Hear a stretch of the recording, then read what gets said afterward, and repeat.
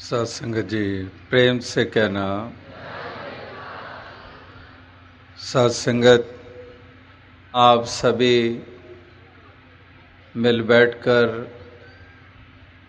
इस भक्ति भरे वातावरण में अपना योगदान दे रहे हैं, जहाँ पर आप सभी उपस्थित जहाँ रसना को पवित्र कर रहे हैं इस मालिक निराकार का गुणगान करके, वहाँ पर कानों के द्वारा इसी की यशो कीर्ति सुनकर आनंद ले रहे हैं।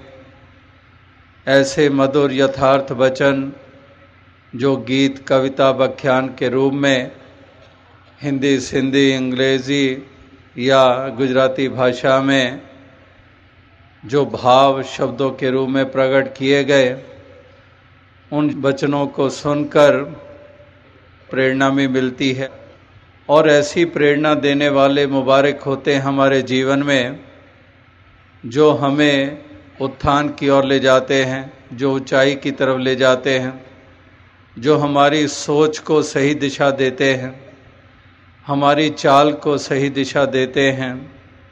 ऐसों का संग मुबारक माना गया है, और ऐसों का संग जिनको मिल जाता है उनको सही दिशा मिल जाती है, जीवन जीने का सलीका मिल जाता है।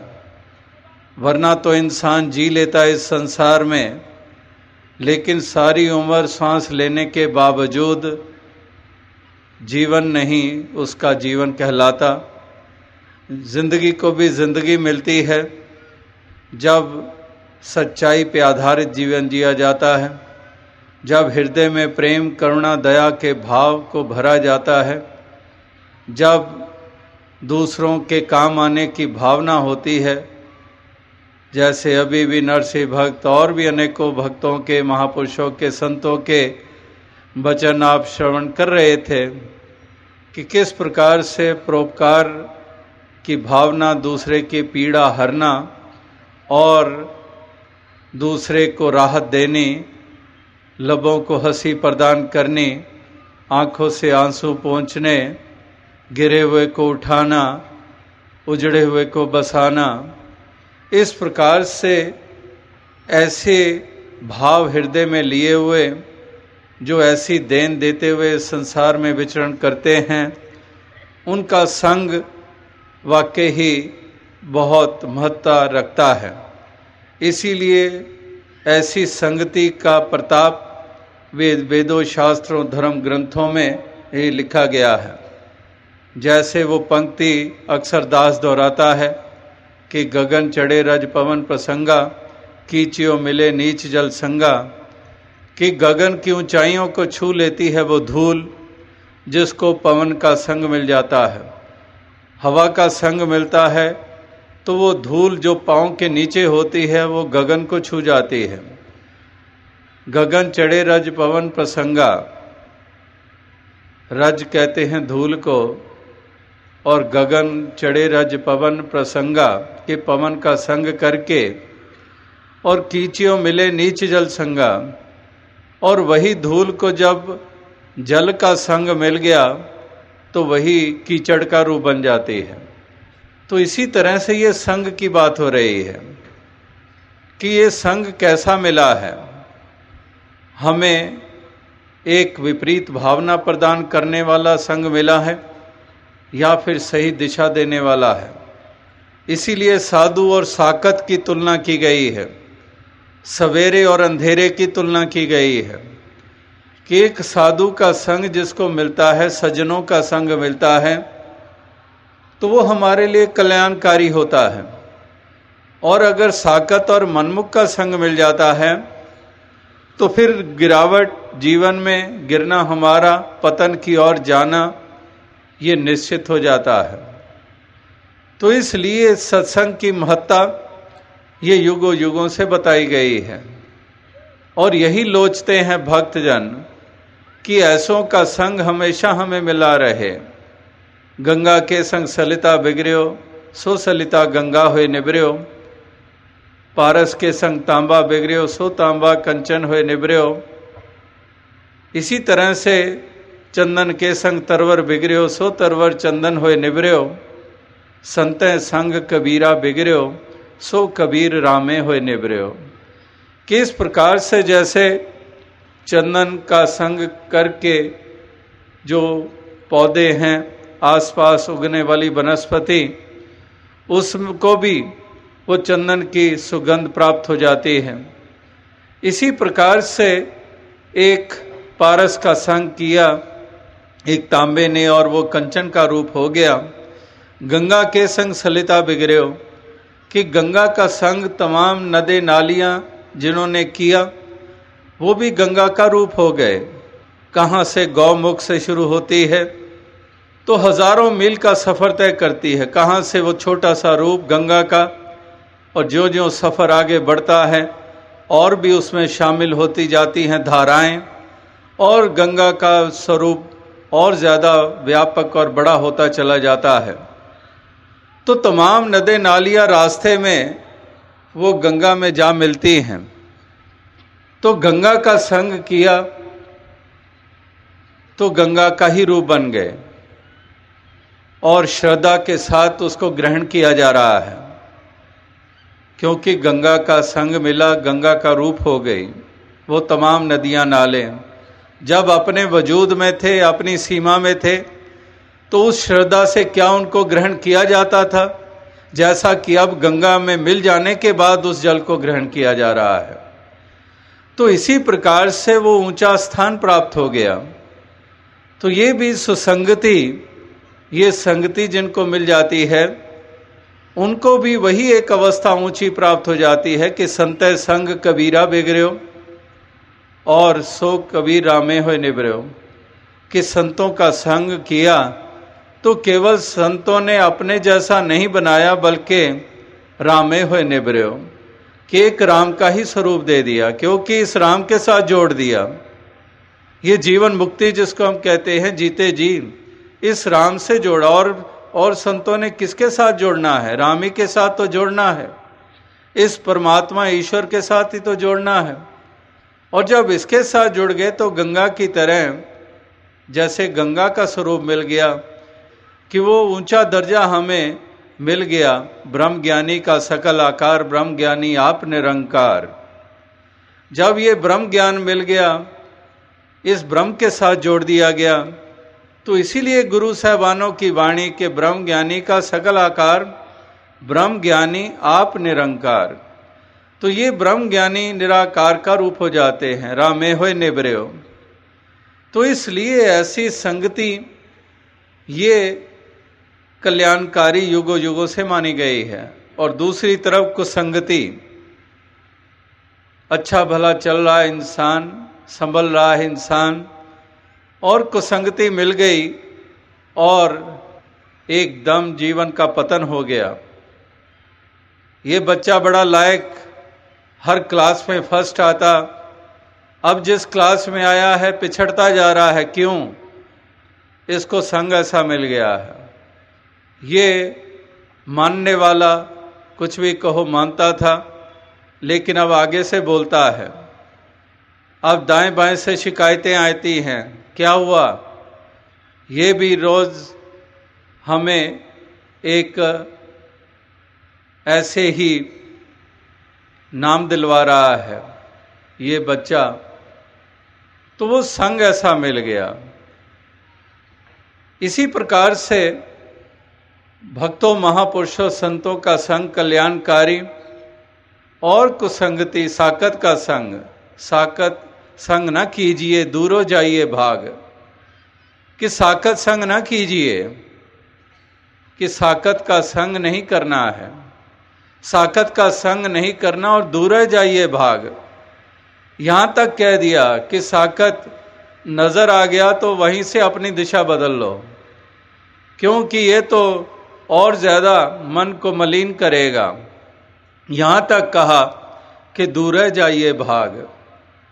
तो कहने का भाव यही है कि मुबारक होता है उनका संग जो हमें ऊंचाइयों की ओर ले जाता है, जो हमें सही सोच देता है। साकत की मनमुख की सोच क्या होती है? उसकी सोच विषैली सोच होती है। उसकी सोच दूसरे का हक छीनने वाली होती है, उसकी सोच एक गिराने वाली होती है, रुलाने वाली होती है, निंदा बखेली वाली होती है। तो ऐसी सोच रखने वालों का संग मिला तो हम पे भी वो प्रभाव शुरू हो जाता है। तो इसीलिए भक्त महापुरुष संत जनों का संग ये कल्याणकारी माना गया है। और ऐसा संग करते हैं जो अपना मन लगाकर, जो ऐसे ग्रहण करने की भावना से संग करते हैं, तो उनको ये प्राप्ति हो जाती है।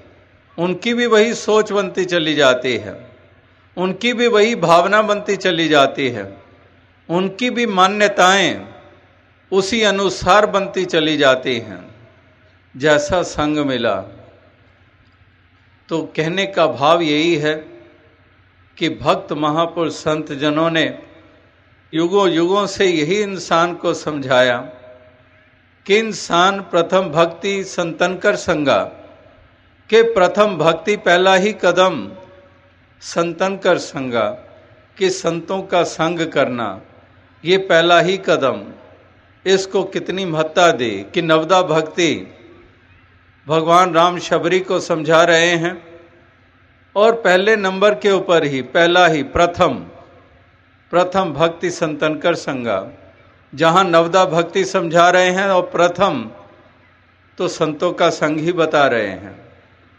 इसी प्रकार से कहने का भाव यही है कि जो युगों युगों से महापुरुषों ने जिसको अहम माना है, उसको भी जो अहम मानना शुरू कर देता है तो उनका कल्याण हो जाता है।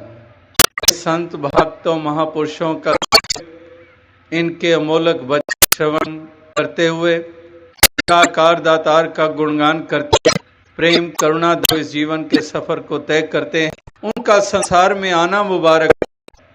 और तरह संसार से रुकते हैं, क्योंकि ये नहीं ज्ञानी ही संसार से जाते हैं। तो राम गयो रावण गयो जाका कहो नानक थिर किछ नहीं सुपने, आए हैं सो जाए फकीर। अज्ञानी केवल रावण ही नहीं जाता, संसार जाते हैं वो शरीर रूप में। तो राम गयो रावण गयो जाना तो ब्रह्म ज्ञानियों की ये शारीरिक यात्रा संपन्न होती है। मुबारक की बात हो रही थी, उनका संसार में आना मुबारक, जिन में आकर संतों का संग किया, सच की दौलत को पाया, आत्मा मूल का बोध हुआ, ऐसे सुंदर इस जीवन के सफर को तय किया, प्रेम करुणा करते हुए, नफरत करते हुए, दूसरों को सुख देते हुए, इस दूसरों के काम इस जीवन के सफर को तय।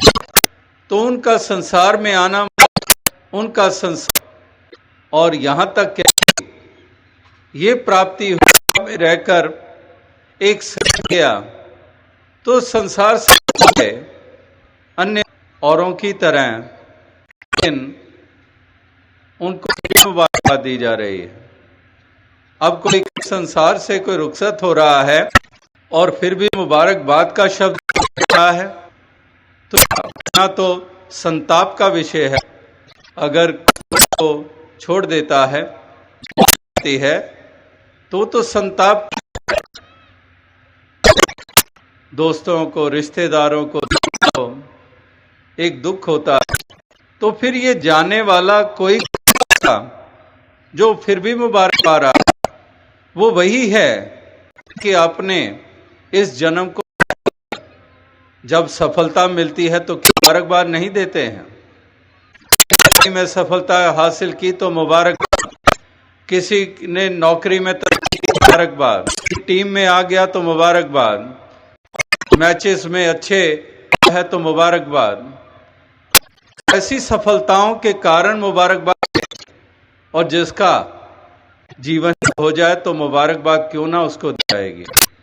तो जीवन सफल उनका है जिन्होंने इस संसार में आकर ये सत्य का, ये अज्ञानता का जीवन में उजाला लाए, रोशन हुई और मन भी रोशन हो गया। रोशन है तो तभी तो प्यार करुणा भाव है। इसीलिए तो ऐसी प्रवृत्ति बनती चली जाती है, फितरत बनती चली जाती है जो एक यश दिलवाती है और दूसरों का भी भला करने वाले बनते हैं। तो इसलिए ये प्राप्ति और ऐसी अवस्था में रहकर जीवन जिया गया हो तो वो मुबारकबाद के पात्र होते हैं, वरना तो दृगाकार मिलती है, एक दृगाकार मिलती है उनको जो इससे विपरीत यानी कि सच को कोई अहमियत जीवन में नहीं देते, इस परमात्मा ईश्वर को कोई अहमियत नहीं देते। उनके लिए अहमियत दाम है, दौलत है, ये सिक्के हैं, ये कौड़ियाँ हैं। उनके लिए संसार अहमियत रखता है, उनके लिए पदार्थ अहमियत रखते हैं, ये हुकूमतें और दौलतें अहमियत रखती हैं, उनके लिए ये सब कुछ अहमियत रखता है। तो ये सत्य अहमियत नहीं रखता उनके लिए। इसीलिए कहा है कि पापी भगत ना भावे, हरि पूजा ना सुहाए, माखी चंदन पर हरे जह बिगंध तह जाए। तो पापी भगत ना भावे, सच को प्रधानता नहीं है, भक्ति को प्रधानता नहीं है, विशेषता देते हैं संसार को और संसार के साथ जुड़ी हुई चीज़ों को। ऐसी प्रवृत्तियां तभी मजबूत होती चली जाती हैं। तो ऐसा जीवन ऐसे आधार पर जिया गया और इतने अमोलक श्वास बिता डाले। एक दिन में हजारों बार श्वास ली जाती है और दिन में अगर हजारों बार श्वास लेते हैं और अपनी उम्र के साथ उसको हम मल्टीप्लाई कर दें तो पता नहीं कहाँ तक। इतने श्वास मालिक ने हमें दिए और सारी उम्र हमने बिता डाली। एक दिन में हजारों सांस लिए तो अगर 40 साल के, 50 साल के, 60 साल के हो गए, 80 बरस के हो गए, लेकिन सारी उम्र बिता डाली। इतने श्वास मालिक ने बख्शे, लेकिन वो सारे का सारा समा वो व्यर्थ चला गया, अकारत चला गया, उसका कोई मोल नहीं पड़ा। मोल इसलिए नहीं पड़ा क्योंकि सच को महत्ता नहीं दी, इस मालिक को विशेषता नहीं दी, भक्ति को विशेषता नहीं दी, प्रेम करुणा को विशेषता नहीं दी। तो 80 बरस के हो गए भले, भोगने को उम्र भोगी, बहुत लंबी यात्रा तय की, लेकिन जिसके कारण रुतबा ऊंचा होना था, जिसके कारण मुबारकबाद मिलनी थी, जिसके कारण मुख उजला होना था, जिसके कारण सुरखरू होना था, वो तो हुआ ही नहीं, वो तो किया ही नहीं।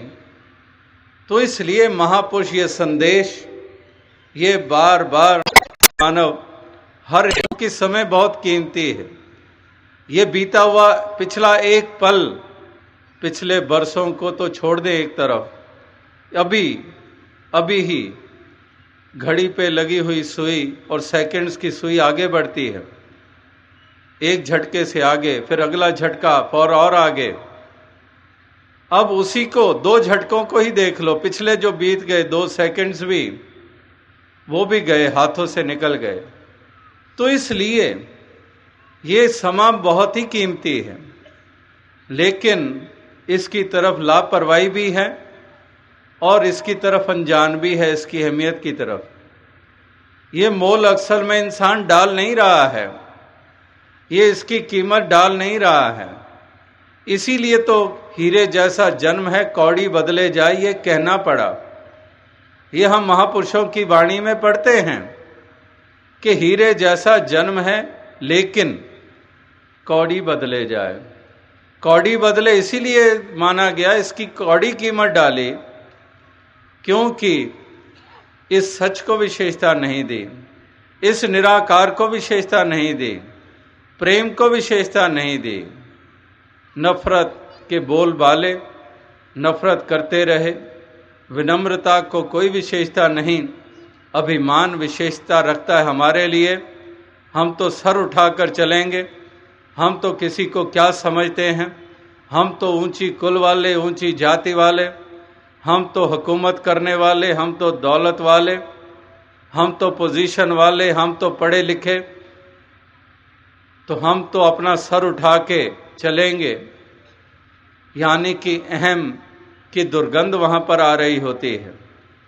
और दूसरी तरफ महापुरुष विनम्रता को महत्ता दे रहे हैं कि आपस को जो जाने नीचा, सही गनिए सबते ऊंचा, कि जो अपने आप को नीचा मानता है, अदना मानता है, सही गनिए सबते ऊंचा, वो सबसे ऊंचों की गिनती में आ जाता है, वो सबसे ऊंचों के शुमार में आ जाता है।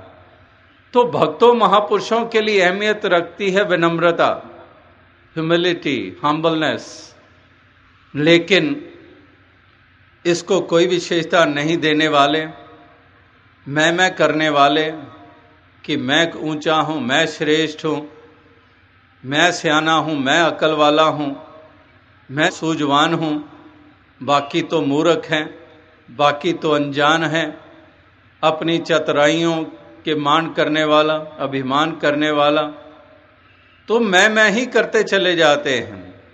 और महापुरुष इसलिए कहते हैं कि मैं मेरी तो मत कर मेरी मूल विनाश, कि मैं करने वाला तो विनाश की ओर ही जाता है, उसको कोई ऊंचा रुतबा प्राप्त नहीं होता है।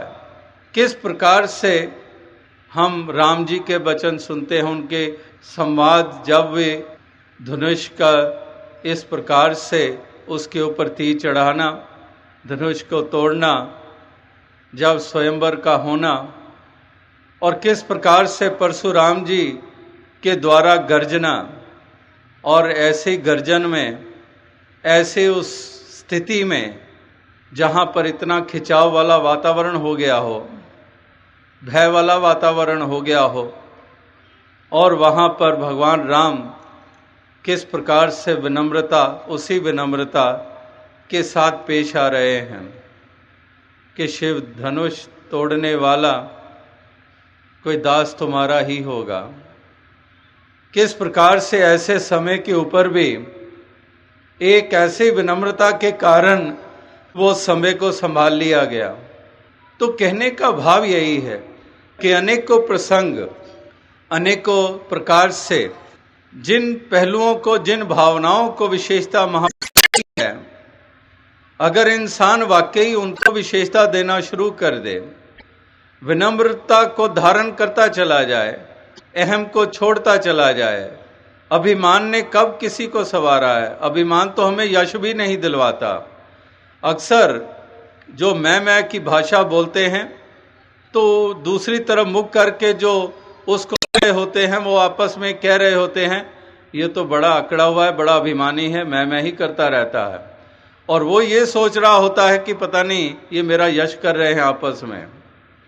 ये इस तरह से अभिमान करने वाला वो तो पतन की ओर ही जाता है। तो इसलिए विनम्रता बहुत ऊंची मानी गई है। तो विनम्रता को विशेषता देने वाले वो कभी भी मान नहीं करते हैं, कभी भी अभिमान नहीं करते हैं। वो अपने आप को अदना मानते हैं, दासों का दास मानते हैं, और जितना अपने आप को विनम्र बनाते हैं उतना उनको यश प्राप्त होता है, उतनी उनकी ऊंचाई बढ़ती चली जाती है। जैसे एक रबर की गेंद को जमीन की तरफ जितनी जोर से पटके उतना ही ज्यादा उसमें उछाल आता है, जितना ज्यादा हम नीचे पटके उतना ही उछाल आता है। इसी प्रकार से जितने विनम्र होते हैं उतना ही रुतबा हमारा बुलंदी को छू जाता है। इसी प्रकार से कहने का तात्पर्य यही है, कहने का भाव यही है कि ये एक विनम्रता भी एक ऐसा महत्वपूर्ण गुण है जो महापुरुषों ने जिसको, और इसलिए इसको धारण किया है, इस विनम्रता रूपी जेवर को धारण किया है, इसको धारण करके अपने जीवन को सुंदर बनाया है, यश के भी पात्र बने हैं।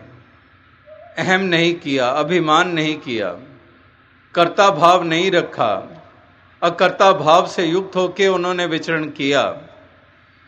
तो इसलिए ऐसे भक्त महापुरुष संत जनों को कोई इस प्रकार से नीचा नहीं दिखा सका है। जो अपने आप को अदना मान रहे हैं कि कबीर सब ते हम बुरे, हम तज भलो सब कोय, वो पहले ही कह रहे हैं कि हम तो मूर्ख हैं, हम तो अनजान हैं, हम में तो कोई विशेषता नहीं है। तो उनको क्या कोई नीचा गिराएगा? जो अपने आप को ऊंचा बता रहा है, गिरना तो उसका है। अंग्रेजी में एक पंक्ति दास कई सालों से उसका इस्तेमाल कर रहा है कि those who sleep on the floor do not fall from their beds, कि जो जमीन के ऊपर लेटे हुए हैं वो किस पलंग से गिरेंगे? कौन है उनको गिराने वाला? जो बढ़ेन को लघु कहे, नहीं रहीम घटी जाए, कि जो बड़े को छोटा कहे तो उस बड़े की कोई कीमत या कद छोटा नहीं हो जाता है। गिरिधर मुरलीधर कहे, कछु दुख मानत ना है। तो कहने का भाव क्या है कि इस प्रकार से जिन्होंने पहले ही विनम्रता को धारण किया हुआ है, तो उनको कौन गिराएगा? हाँ, मैं करने वाले दुर्योधन जैसे कि 5 गांव की बात करते हो, एक सुई जितना भी नहीं देंगे, हम जैसा कोई नहीं। रावण अभिमान करने वाला तो आज क्या हिस्से में आया है? तो कहने का तात्पर्य यही है कि भक्त महापुरुष संत जन विशेषता देते हैं विनम्रता को, विशेषता देते हैं प्रेम को, कि प्रेम भरा जीवन हम जीते चले जाएं, नफरत ईर्ष्या वैर से बाज आएं, ना जाति के आधार पर वैर करें, ईर्ष्या करें, नफरत करें, ना किसी भाषा के आधार पर, ना रंग नस्ल के आधार के ऊपर, किसी भी आधार के ऊपर नफरत ना करें।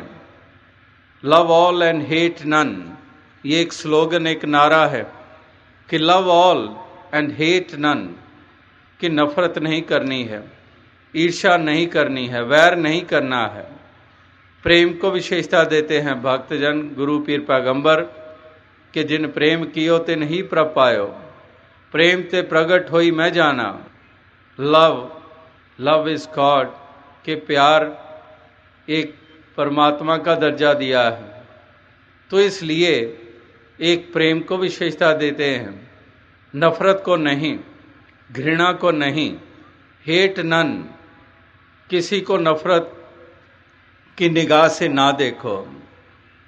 तो इस प्रकार से भक्त महापुरुष संत जनों के लिए नफरत विशेषता नहीं रखती है, इसलिए वो विशेष हैं, क्योंकि प्रेम को विशेषता देते हैं, विनम्रता को विशेषता देते हैं। एक भक्त संकीर्ण दिल वाले नहीं होते हैं, विशाल हृदय वाले होते हैं। विशालता है उनकी, इसीलिए उनकी विशेषता है।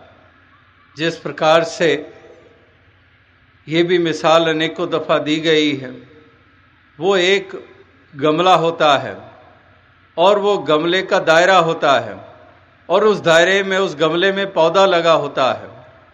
तो उस गमले के छोटे से दायरे में लगा हुआ पौधा वो एक छायादार ऊंचे फैलाव वाले वृक्ष का रूप कभी भी धारण नहीं कर सकता है। जितनी देर वो पौधा उस छोटे से दायरे गमले में है, अब उसी गमले में से निकाल कर उस पौधे को खुली ज़मीन में जब लगा देते हैं, तो वही छोटा सा पौधा वो कितना बड़ा वृक्ष बन जाता है, कितना उसका फैलाव टहनियों का हो जाता है, कितनों कितनों को छाया दे देता है, कितनी लकड़ी बढ़ जाती है, कितने फल लग जाते हैं, क्योंकि उसके जड़ों को फैलने के लिए अब खुली ज़मीन मिल गई है। जितनी देर वो छोटे से गमले के दायरे में था, उसकी जड़ें कहाँ पर फैलें? वहीं संकुचित, वहीं छोटे से दायरे में। तो उसका कहाँ पर बढ़ना, कहाँ पर उसको फैलाव मिलना? इसी प्रकार से संकीर्ण दिल वाले भी वो उसी छोटे दायरे में ही रहते हैं। कुएं का मेंढक, ये कहावत हम अरसे से सुनते आ रहे हैं कि कुएं का मेंढक, कि उसके लिए वो कुआं ही संसार है, उसी को ही जहान मानता है, उसी को ही सबसे बड़ा मानता है।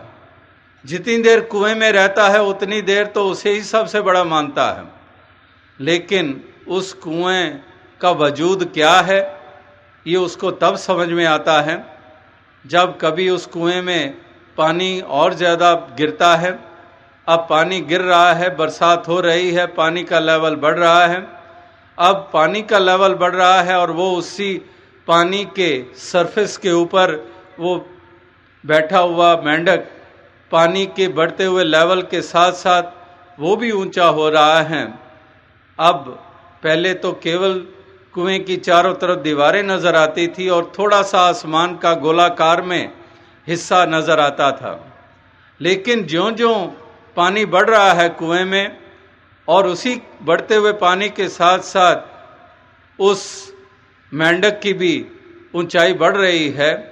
अब उसको कुएं की दीवारें कम नजर आ रही हैं और आकाश और ज़्यादा बड़ा नजर आ रहा है। इस प्रकार से ऐसा समय आ जाता है जब लबालब भर जाता है कुआं, पूरा ऊपर तक पानी भर जाता है और मेंढक देखता है चारों तरफ कितनी व्यापकता है, कितनी व्यापकता है। और जब वो लेवल ऊंचा हो रहा था, पानी गिरा और ऊंचा हुआ, पानी गिरा और ऊंचा हुआ, जहां आसमान उसको व्यापक नजर आ रहा था और बड़े रूप में नजर आ रहा था, वहां पर उसको कहीं पर पहाड़ों की चोटियां भी नजर आनी शुरू हो गई थी। इस तरह से ज्यों ज्यों लेवल बढ़ता चला गया उतना उतना विशालता नजर आनी शुरू हो गई। तो इसी प्रकार से कहने का भाव यही है कि एक संकीर्ण दिल वाले नहीं होते हैं। भक्तों ने हमेशा ही विशालता के ही प्रमाण दिए हैं। वो संकीर्ण सोच वाले नहीं रहे हैं, संकीर्ण दिल वाले नहीं रहे हैं, एक विशाल हृदय वाले रहे हैं। और इसी प्रकार से उनकी विशालता के कारण ही उनको कितना ऊंचा रुतबा मिला है। और उसी विशालता के प्रमाण वो भी हमें इतिहास के पन्नों में हमें मिलते हैं। विशालता आ जाती है तो सहनशीलता भी आ जाती है, विशालता नहीं हो तो सहनशीलता भी नहीं संभव है। विशालता, सागर की विशालता, उसमें हम जितने मर्जी कंकर पत्थर डालते चले जाएं, फेंकते चले जाएं, सागर वैसे का वैसा। और छोटे से दायरे में एक पानी भरा हुआ एक बाल्टी में या एक छोटे से किसी छप्पड़ में, तो उसमें फेंको तो किस तरह से हलचल मच जाती है। लेकिन विशाल सागर में वो तो वैसे का वैसा ही उसका सिलसिला बना रहता है। तो कहने का भाव यही है कि एक बड़े सागर वो कितने कितने बड़े बड़े जहाज़ों को संभाल लेते हैं, लेकिन वो छोटे से तालाब या छोटी सी नदियाँ वो बड़े बड़े समुद्री जहाज़ों को कहाँ संभाल सकते हैं। तो कहने का तात्पर्य यही है कि भक्त महापुरुष संत जनों ने जो अपने संदेश में युगों युगों से इंसान को जिस और बढ़ने की बात कही है, तो वो तो यही है दिशा, जिस दिशा की तरफ बढ़ने के लिए आज भी प्रेरणा दी जा रही है कि हमने जीवन में किन पहलुओं को विशेषता देनी है, किन को अहमियत देनी है। हमने इस सत्य को विशेषता देनी है, हमने इसकी प्राप्ति को विशेषता देनी है, हमने विनम्रता को विशेषता देनी है, हमने प्रेम को विशेषता देनी है, हमने विशाल हृदय वाले बनना है। और इसी प्रकार से हमने गिले शिकवों से ऊपर उठकर हमने सब्र और संतोष भरा जीवन जीना है। तो ये चंद ऐसी भावनाएं हैं जिनका महापुरुषों ने बखान ये युगों युगों से किया है। और भी अनेकों ऐसे पहलू हैं, अनेकों ऐसी भावनाएं हैं जिनको महापुरुषों ने विशेषता दी है। तो उन तमाम का जिक्र करना मुमकिन नहीं है। जिस किसी ने भी अपने भाव यहाँ शब्दों के रूप में रखे तो वो सब के सब इन्हीं भावनाओं का जिक्र कर रहे थे।